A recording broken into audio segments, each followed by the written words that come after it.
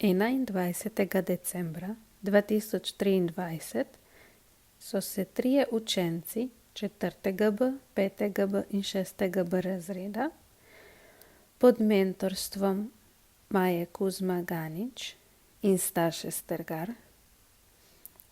udeležili slovesnosti ob dnevu ustavnosti, ki je potekalo v prostorih Ustavnega sodišča Republike Slovenije. Otroci so skupaj s pevko Ireno Jebua Tiran nastopili s himno v slovenskem znakovnem jeziku.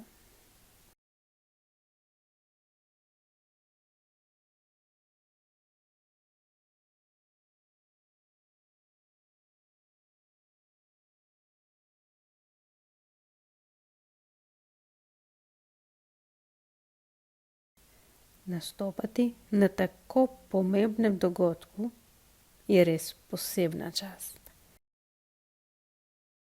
Žan Svetlin, Sara Podlogar in Alina Gaši so nastop izvedli odlično.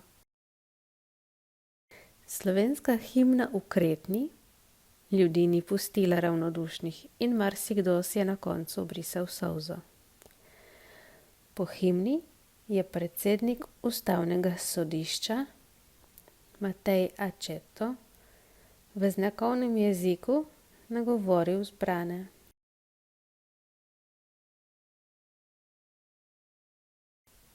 In se posebej javno zahvalil učencem Zavoda za gluhe in naglušne Ljubljana.